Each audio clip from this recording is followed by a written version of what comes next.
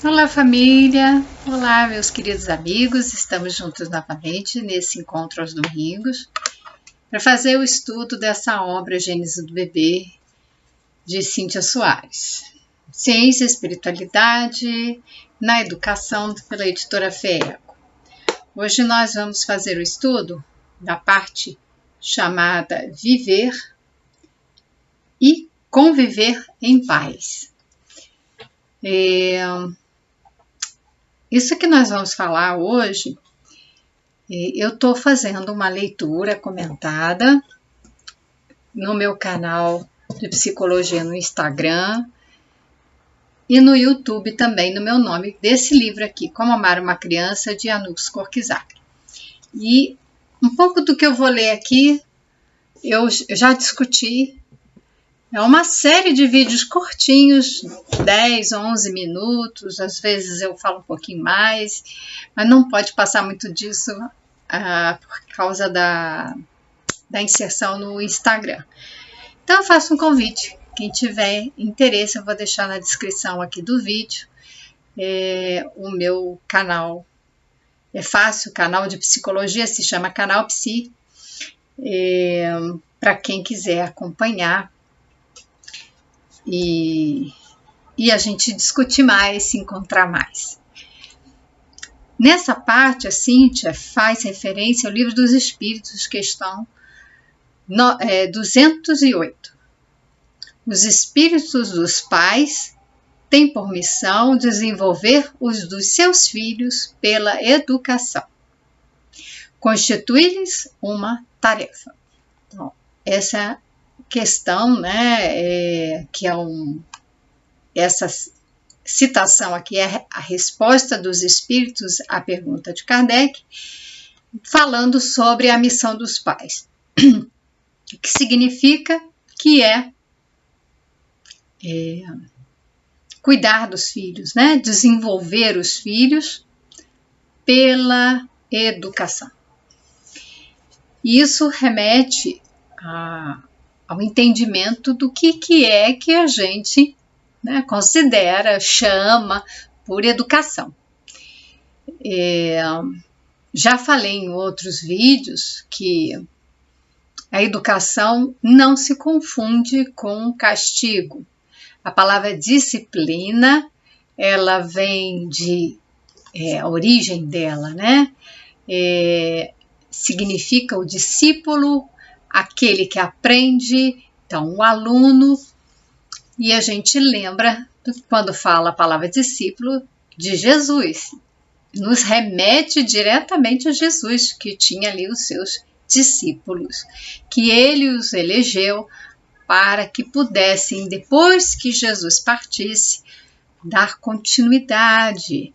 Então, no final da jornada, Jesus, já sabendo do processo todo ali, do que ele ia ser crucificado, ele já estava ciente disso tudo, se reuniu na ceia com os discípulos e disse que já não os chamava mais de servos, Eram ali os alunos que durante aquele período de pregação eles aprenderam, eles tinham encontros com Jesus, que a gente vê na obra de Neio Lúcio, Jesus no Lar, a gente pode ver ali também na obra Boa Nova, e ainda tem outras passagens, salvo engano, de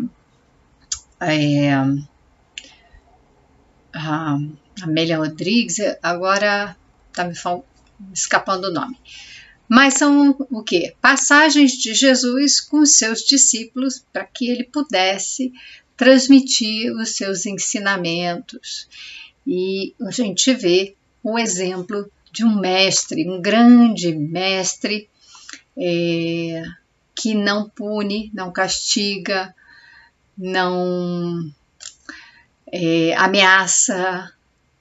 Jesus ensinou pelo amor, pelo exemplo, dando as palavras de acolhimento, de orientação, mas ele estava ali, vivendo, mostrando para os seus alunos como fazer, como viver, como experimentar a vida de acordo com as leis divinas. E essa é a missão de todos nós, pais e mães, é viver aquilo que nós estamos ensinando para as crianças.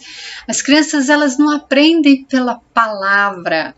Montessori, ela é muito enfática com relação a isso, né? As crianças pequenas, elas assimilam aquilo que elas estão observando. Então, não adianta a gente ficar na letra, preso à letra.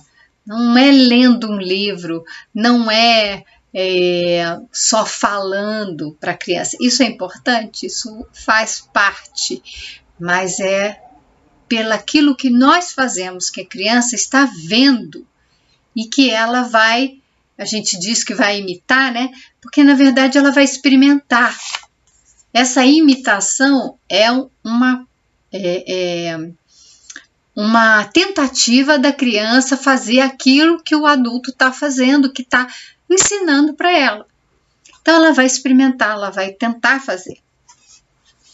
Ela vai falar de modo semelhante, né?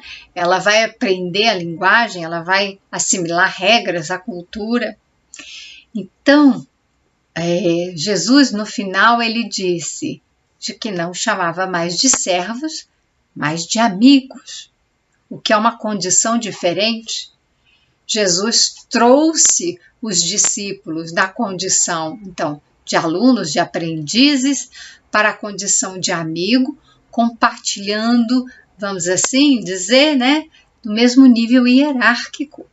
Então, Jesus partia e quem ele deixou para dar continuidade, ou seja, para se tornarem mestres de outras pessoas, né, é como ali houve uma progressão. Eles deixaram de ser alunos e passaram a mestres para transmitir os ensinamentos de Jesus às outras pessoas, outras comunidades. Assim a gente tem também o Paulo de Tarso, que foi estudar, foi conhecer esses, né, que eram os discípulos de Jesus, foi conhecer a vida de Jesus e ver ali, passar pela experiência de uma vida, né, se doando através do amor, através das pregações, e ele foi o responsável por disseminar, né, os ensinamentos de Jesus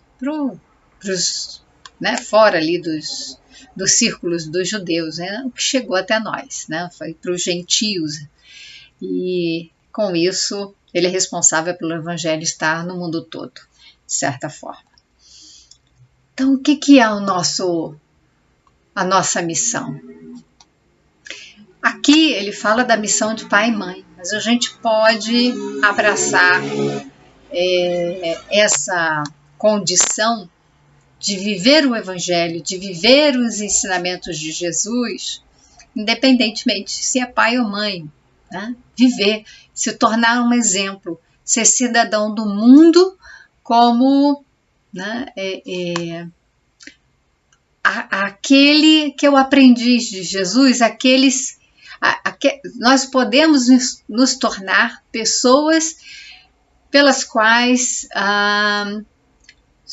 seremos identificados como filhos de Deus, como os discípulos do Cristo, é viver uma vida em que o Cristo se expressa por nós, que Deus se expressa por nós. Então já né? Não é mais, não sou mais eu, mas é Deus, é Jesus que está em mim, que se manifesta por mim. Também é uma condição que Paulo de Tarso chegou, né? E esse é o nosso caminho. Então, vocês já perceberam que pai e mãe têm uma missão de educar os filhos e que essa educação, ela transforma o adulto mais do que a criança? A gente vai falar aqui de conhecer a criança, né, de conduzi-la, mas isso é um processo que nos diz respeito. Novamente, nós estamos no caminho de colocar a nossa condição. Nós é que estamos aqui para evoluir e recebemos tarefas. Por isso que eu falei que não precisa ser só pai e mãe.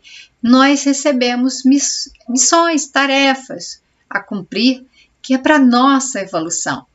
Então, educar filhos é tarefa nossa, para nossa evolução. Vai ser importante para as crianças? Sim, vai ser importante para aqueles espíritos reencarnantes. Fundamental. Mas diz respeito a nós.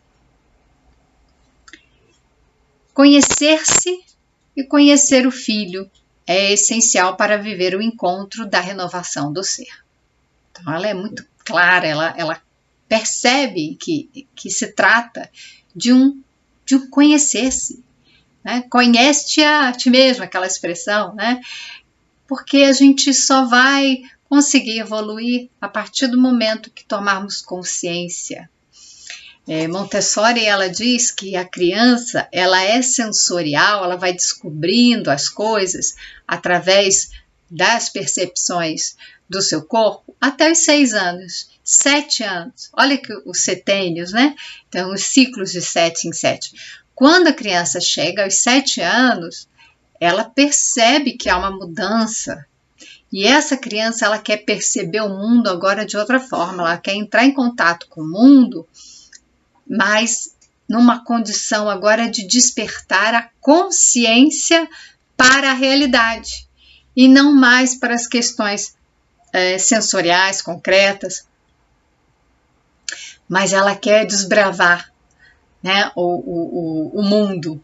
Então, o que nós temos é uma experiência a partir dos 7 anos de começar a entrar em contato conosco.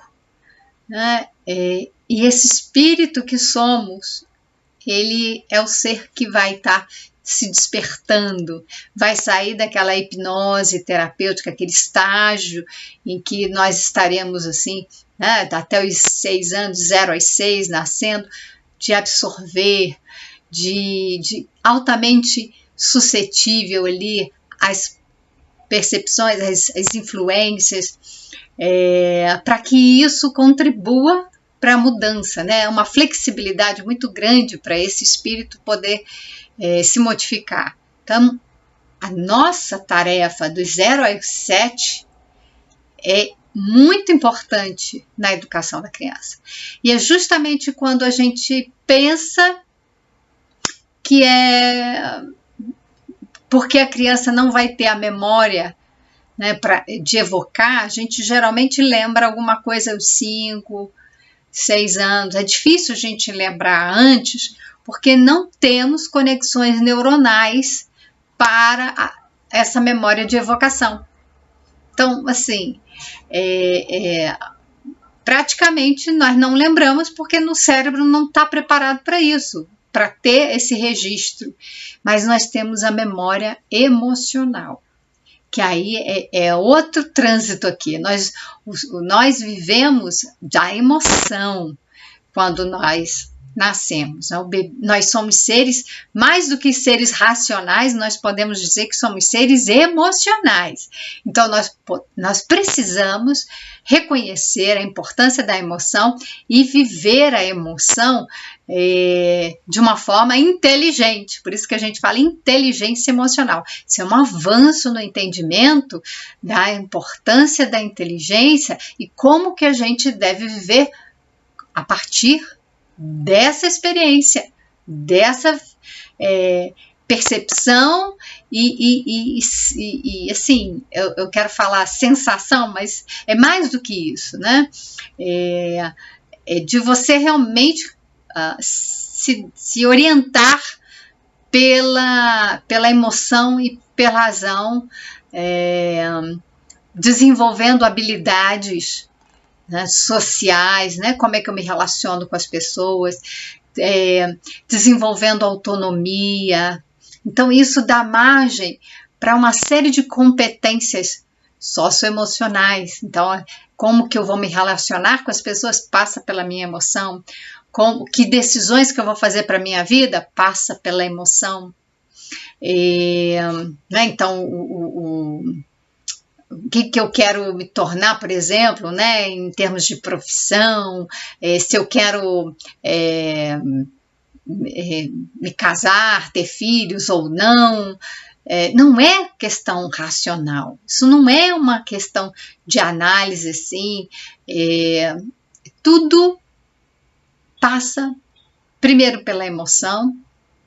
Então é uma inteligência emocional que a gente desenvolve para ter essas habilidades para poder agir com autonomia, com empatia, até com a fraternidade, solidariedade, nesses relacionamentos sociais. Então, estou dizendo isso tudo para mostrar a importância que é esse autoconhecimento e o olhar para o nosso filho. Ela vai falar da observação. Observa atentamente o nosso filho, né? Ao observar, descobriremos que ele é um ser espiritual único.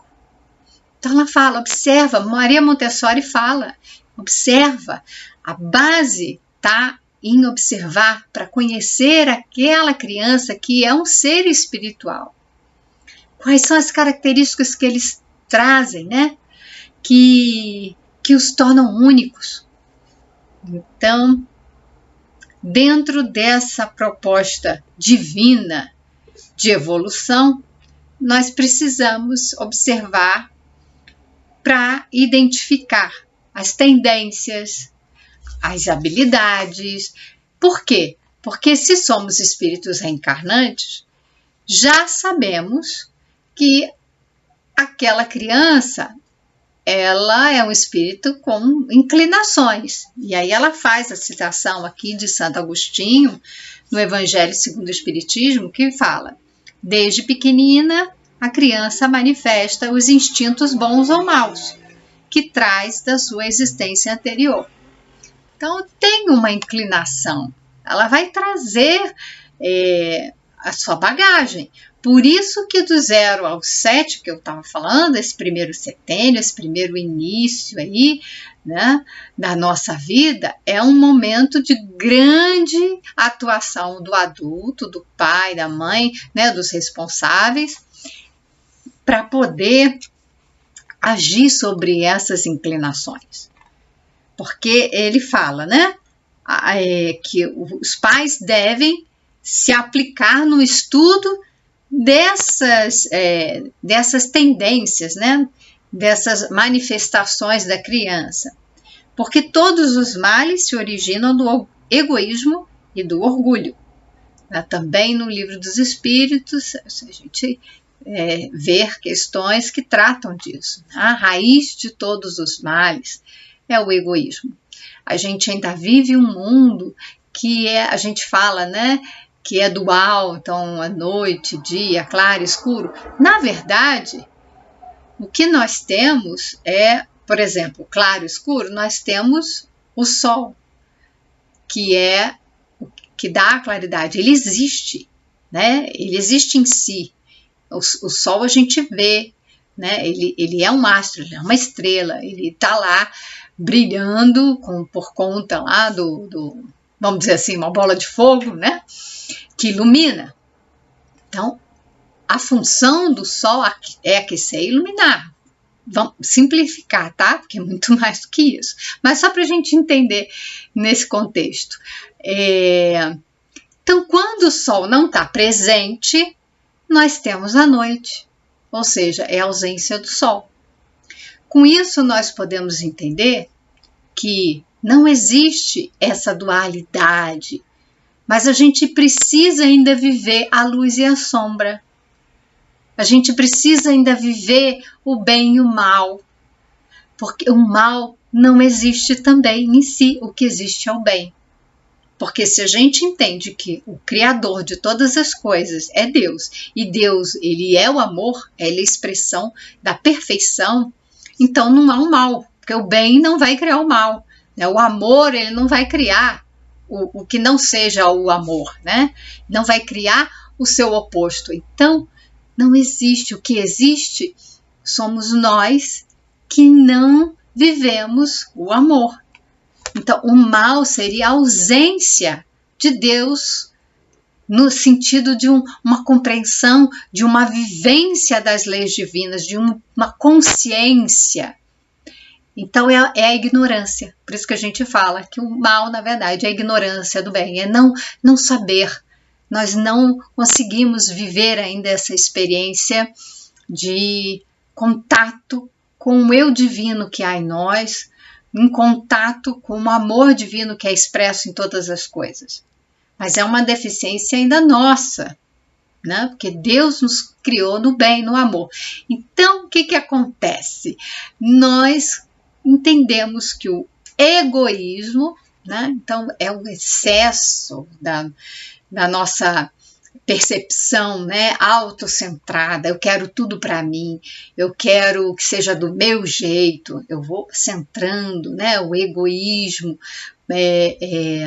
então a minha personalidade, o meu ego toma conta e abafa o eu divino que há em mim, eu não deixo ele se expressar. Jung chamava de self, né? E então você tem o ego, que é essa personalidade que se manifesta, que ela serve para o ser espiritual entrar em contato com a vida aqui na Terra. Faz essa tarefa importante. O ego, ele é importante. Todo ser encarnado, ele constrói essa personalidade, né? Então, ele tem esse que a gente vai falar, né? O ego, essa forma da gente existir no mundo, fazendo esse intercâmbio, né? Do espírito, algo que é do espiritual, com algo que é o material, a necessidade de viver aqui. Então, mas nós temos o self, e o self seria, né, nesse entendimento, o que o Jung chama de eu divino. Deixa eu me ajeitar aqui na cadeira. É o eu divino. E esse eu divino, ele precisa se expressar. É ele que está no comando. Então, quando ele não está no comando, que a gente esconde, o que acontece? Seria, vamos dizer, né? É quando o sol não está presente e fica a noite. Fica o escuro, fica a sombra. Então, a gente ainda vive a necessidade dessa dualidade para valorizarmos o sol, a presença do sol, para valorizarmos a presença do bem, para valorizarmos aquilo que de fato existe, para valorizarmos Deus na nossa vida. Tá? Então, olha para essa criança, ela vai trazer essas inclinações. O que é que eu preciso fazer para, junto àquela criança, aquele espírito com as suas condições, né, as suas necessidades, poder agir em conformidade para que ele possa evoluir. Então, conhecer o filho é ir além do visível, é além da aparência, é além do ego. Né? O ego é o que se mostra. Eu preciso ir a fundo. E para ir a fundo eu preciso conhecê-lo, eu preciso ver o que está por trás dos comportamentos, que o comportamento é aparente. Então, é o que está na superfície, é o que é visível. Qual é a emoção dele? Quais são as necessidades dessa criança? Muitas vezes nos sentimos perdidos e inseguros na condução educativa. Isso aqui é tão comum como educadora parental, né? A gente estuda um monte de livro, tem até um aqui que se chama, né, Como Criar, né? Não, Criar Filhos. Aqui, ó, Criar Filhos no século XXI, da Vera Iaconelli, é uma psicanalista. Embora eu não seja psicanalista, é importante ler, né, essas obras, e ela diz isso. E esse livro e muitos outros dizem o quê? A busca dos pais por orientação, por um manual. O Korczak fala naquele livro que eu mostrei, né? E é interessante porque o Korczak, nesse livro aqui que eu mostrei, né? Como Amar uma Criança, ele fala isso. Ele é um médico que vai atender a criança em poucos minutos, que ele fique 15 minutos, meia hora. Quem está ali no dia a dia, quem conhece a criança, ou pelo menos deveria conhecer, né, está observando, e ele valoriza isso. Ele chama atenção, né, para que a gente reconheça isso em nós, que precisamos conviver e observar as crianças, porque ali está a nossa capacidade de fato, conhecer aquele ser e oferecer a ele as condições que são necessárias para a sua evolução. Esse é o nosso desafio enquanto adultos. Esse é o nosso desafio, porque vai passar pela questão do conhecer-se. Eu só posso dar para o meu filho aquilo que eu tenho. E aquilo que eu não tenho, então muitas vezes o que acontece? Eu não tive algumas experiências, não tive informação, não tive uma educação amorosa, e a gente tem isso em termos de dados. Eu fiz uma pesquisa esses dias sobre a violência doméstica, maus tratos contra as crianças, e uma pesquisa que consta com dados de 2020 e 2021. Aqui no Brasil, nós temos isso em termos de denúncia, né? Fora aquilo que não é denunciado, mas em termos de denúncia, mais de 45 mil casos de maus tratos, que vão incluir aí violência física contra a criança e violência também psicológica, humilhação, ofensa. Então, isso existe ainda na nossa sociedade. O meu trabalho hoje, eu me dedico para mostrar que esse tipo de educação, que não é educação, né, entre aspas, é isso, a gente chama de educação, mas é isso que eu estou enfatizando aqui, isso não é educar. Jesus não educava pela ofensa, pela humilhação. Você é um burro, você é um idiota, está fazendo tudo errado, como se a criança que está aprendendo já deveria saber fazer. Então, por que a gente cobra da criança uma perfeição quando a gente nem está mostrando para ela como faz? Porque nós ainda também não sabemos fazer ou não fazemos direito. Para a gente aprender a escovar o dente, a gente precisa treinar. Para a gente aprender a dirigir um carro, a gente precisa também passar por uma aula e treinar. E não vai sair dirigindo com perfeição logo no primeiro dia. Então também não vai sair escovando o dente perfeitinho no primeiro dia. Também não vai beber água sem entornar um pouco no primeiro dia, ou no segundo, ou no terceiro. Isso é um processo, treino, até ter a destreza. E quem é adulto que também já não quebrou um prato, quebrou um copo? Então, né? Por que a gente está exigindo das nossas crianças uma condição da qual nem nós temos? Então, o que a gente pode oferecer para a criança? A gente pode oferecer o melhor que nós temos. E quando nós não sabemos o que fazer, estamos inseguros, não existe manual prontinho com todas as respostas, que é o que esses autores mostram. Existem muitos livros, como esses livros que eu mostrei, que orientam, né? Eu estou aqui lendo um livro que fala também, traz ensinamentos para nos orientar. Mas veja que é uma busca que tem que ser nossa, vai nos convocar ao autoconhecimento, ao nosso próprio despertar de consciência. Muitas vezes vamos ter que nos deparar com a nossa condição espiritual, de evolução e de como nós fomos educados na infância. Nós vamos nos deparar com os nossos traumas, com as nossas dores. Muitas vezes, a nossa irritação com a criança é porque ela está fazendo alguma coisa que toca lá na nossa ferida. E eu já falei isso aqui. Toca na nossa ferida aberta. E ela dói. E a gente vai brigar com a criança como se ela tivesse errada, mas a gente tem que perceber que o que ela fez só está revelando a nossa ferida. E nós carregamos muitas feridas. Então, essas receitas, esses manuais, né? Tudo isso a gente deve se perguntar, né?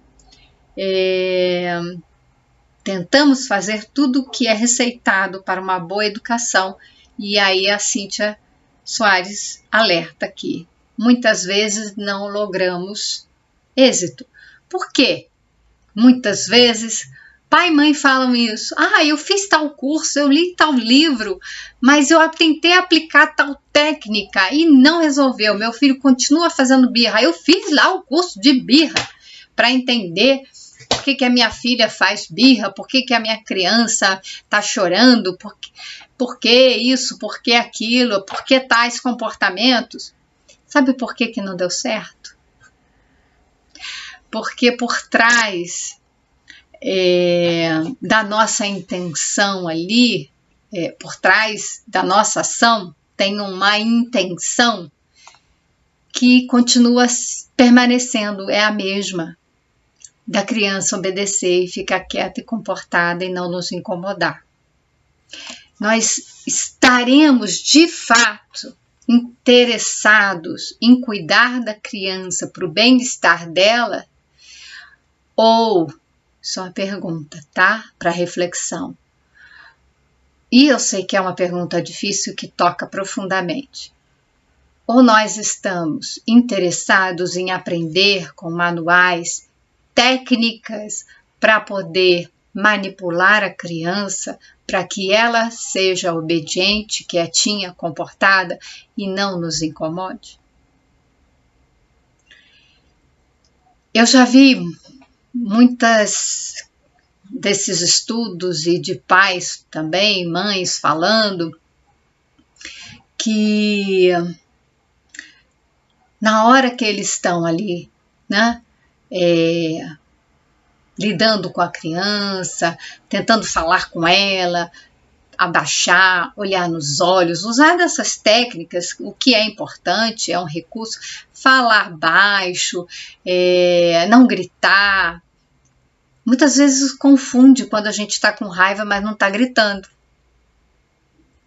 Confunde, né? Você está cheio de raiva, está falando um monte de coisa, mas está falando com uma voz suave. Não é a voz suave, não é o tom de voz. É a nossa perturbação que ela capta. É a nossa vibração que está ali presente.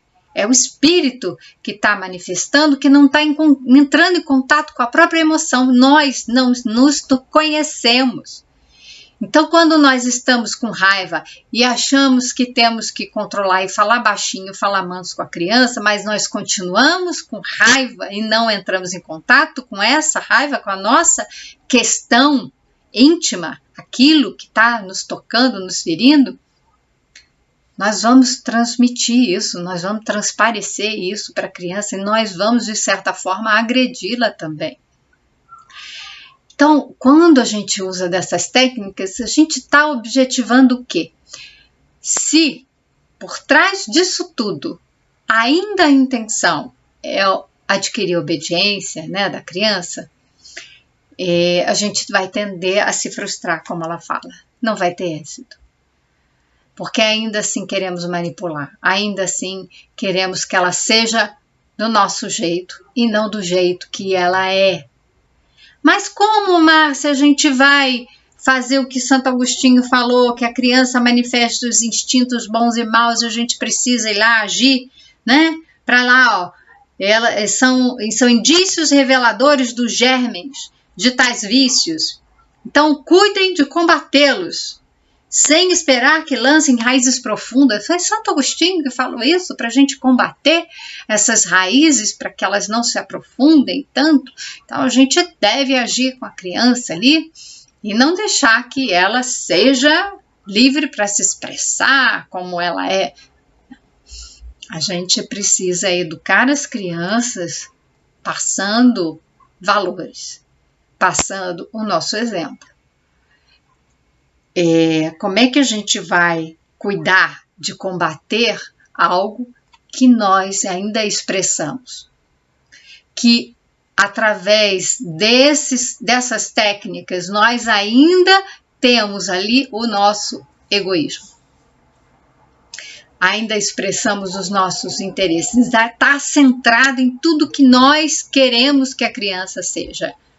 A criança ela tem que ser autêntica, ela tem que ser o que ela é. Mas existem limites.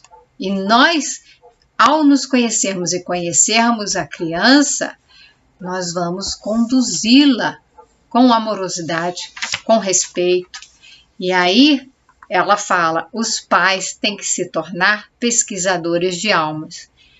Nós nos tornaremos detetives ali, investigadores, observando, para conhecer aquela alma que está ali conosco, convivendo, para que a gente possa oferecer aquilo que nós temos, que já conquistamos também, em termos de recursos para o seu desenvolvimento, para as necessidades que ela tem de amor, de importância, de pertencimento. Essas más inclinações, elas surgem pela violência. Se a gente continuar com uma educação autoritária, baseada no castigo, na violência, achando que vamos estar cortando as raízes do mal, é porque a gente ainda não se conheceu, não cuidou das próprias feridas e ainda achamos que isso funciona. Quando, na verdade, nós vamos estar alimentando o solo para a raiz crescer. O mal, a violência, o autoritarismo, o castigo, as punições só fazem a criança ser reprimida, oprimida e faz aumentar essas más inclinações. A gente precisa nutrir a criança com amor. Foi isso que Jesus fez, ele nutriu os discípulos dele com o exemplo de amor.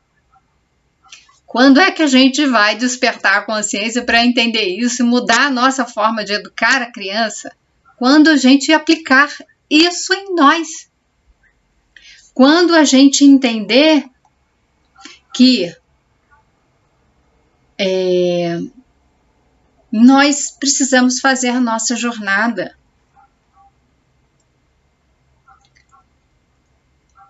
André Luiz fala, as diretrizes espirituais não nos reuniram por acaso. Nós não estamos juntos por acaso. Isso está no Estude Viva, que foi psicografado por Chico e por Valdo Vieira. Os pais e os filhos, e todos nós aqui, estamos unidos nessa jornada. Todos nós.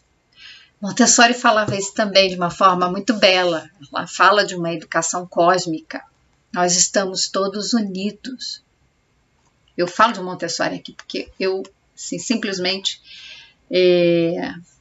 consigo entender que ela, sem ser espírita, mas ela tinha a religião católica. Depois ela viveu muitos anos na Índia, teve contato com Gandhi. Então, a espiritualidade, ela viu a importância da espiritualidade para a educação da criança, e ela inclui isso. Então, ela observou a criança e viu esse desenvolvimento. Ela criou ali uma abordagem acerca do desenvolvimento da criança e um método para poder educar a criança com esse respeito, com essa amorosidade, né? Deixando a criança livre para ser quem ela é, livre para expressar o self, livre para expressar o eu divino. É isso que se trata, a liberdade de ser quem se é deixar essa luz que está em nós brilhar, que é o que Jesus falava, brilha a vossa luz. Então, se a gente acha que deixa a criança, né, livre para ela se expressar, é deixar o mal, a gente ainda não entendeu que é filho de Deus, que temos uma essência divina. Essas más inclinações, elas vão ser podadas, elas vão ser arrancadas quando nós oferecemos o alimento do amor para as crianças. Para oferecer o alimento do amor, a gente tem que se amar. Por isso, ama-te, conhece-te antes de amar o próximo. Você vai amar o próximo como você se ama. Você vai cuidar de uma criança como você se cuida. Você vai conhecer a criança porque você se conhece. Você vai poder educar uma criança porque você já se educou. Você permite que Deus se expresse. Então, nós somos todos parceiros dessa jornada, atraídos por essa reciprocidade, né, das experiências evolutivas. Então, é preciso conhecer aquele que está ao nosso lado, que é de uma jornada longa. E aqui, para a gente encerrar, é preciso, né, que o homem não retenha na terra o olhar e só veja uma existência, mas que se eleve a pairar no infinito do passado e do futuro. Está em Kardec, né, essa referência aqui. Deixa eu ver se eu acho aqui rapidinho. No Evangelho.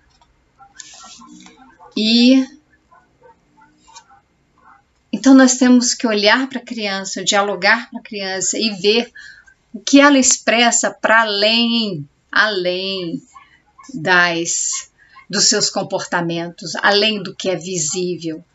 Ver o espírito que habita ali e alimentar de amor a essência desse espírito, dessa criança, que é a sua essência divina. E assim teremos que fazer conosco também. Desejo a todos muita paz, muita reflexão que eu provoquei aqui. Então, eu faço votos que todos estejam bem e que a gente se encontre, né, no próximo domingo para mais reflexões, para mais processos mesmo de autoconhecimento, né? A gente possa encontrar a nossa jornada de evolução, de transformação interior, para que brilhe a nossa luz. Muita paz a todos.